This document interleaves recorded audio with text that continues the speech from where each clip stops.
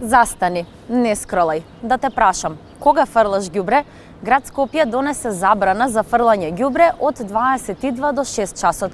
Што мислиш? Дали тоа вроди со плод? Дали градот е почист? Мислам дека да. Мислам дека треба.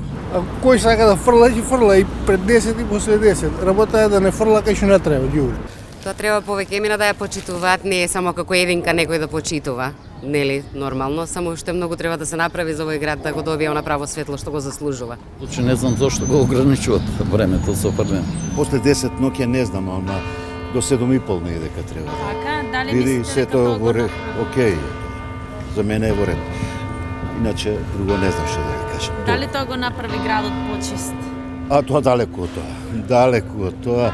Знаете како викаат, не можеш толку чистачи да запослиш колку што ја можам ѓубре да направам. А не го направи почист, баш напротив кај нас е тука во центар уште повалкане. И плюс што ни недостасува контейнери од 2 што беа скршени, се имаме 1 скршен. Не. Комуналното треба многу повеќе да се заангажира.